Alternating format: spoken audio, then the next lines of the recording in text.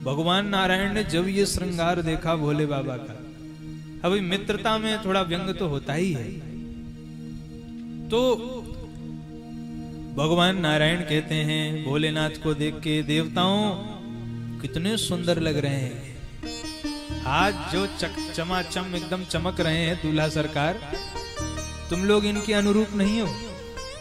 एक काम करो, क्या बोले दूसरे के यहाँ जाके हंसी करवाओ, इससे अच्छा है इनको इनके समाज के साथ चलने दो और हम लोग अपने समाज के साथ चलेंगे।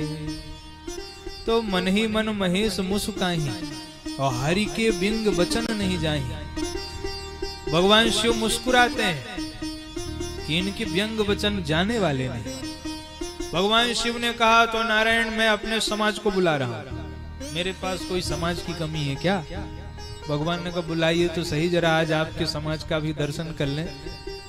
भृंगी को बुलाया, कहा भृंगी जाओ मेरे समाज को बुलाओ, इकट्ठा करो। अब भृंगी गया और महाराज जिस कुएं में भूत हैं उस कुएं में झांक के कहता है जितने भूत प्रेत हों सब बाहर निकलो। कहाँ चलना है? बोले शिव जी की बारात में बाराती बन के चलना है, किसी बावली में अथवा तो पोखर जो होता है, इन्हीं सब जगहों में तो भूत प्रेत रहते हैं। और वो सब जगह जाके जितने भूत प्रेत हो सब बाहर निकलो। शमशान वाले भूत, पोखर वाले भूत, सारे भूत इकट्ठे होने लगे और सब भूत भगवान शिव के सामने आके हर हर महादेव, भोले बाबा प्रसन्न हो रहे हैं अपने समाज को देख के। देखो समाज कैसा भी हो, समाज अपना तो अपना ही होता है, उसका एक अलग आनंद है। अद्भुत कैसा समाज है।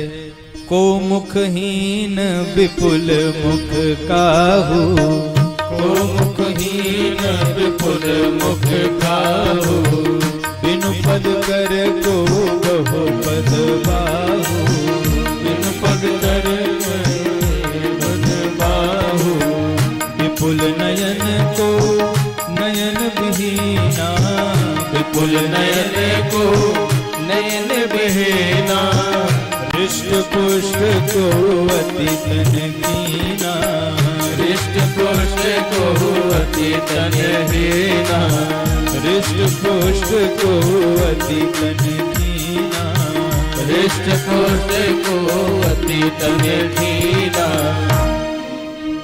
ऐसा विचित्र समाज महाराज, किसी के मुख ही नहीं है, किसी के हजारों मुख हैं, किसी के आंखें ही नहीं है, किसी की हजारों आंखें हैं।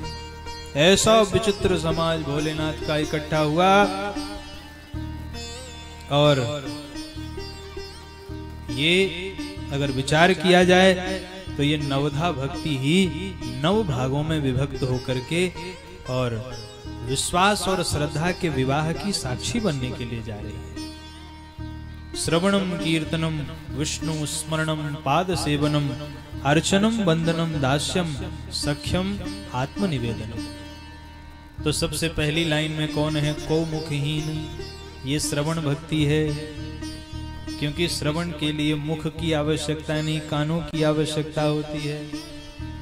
दूसरी पंक्ति में जो चल रहे हैं विपुल मुख काहू, जिनके बहुत से मुख हैं, ये कीर्तन भक्ति है।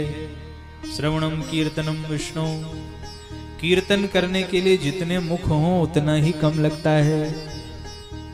बिनु पद कर, ये स्मरण भक्ति है। स्मरण के लिए ना हाथों की आवश्यकता ना पैर की आवश्यकता।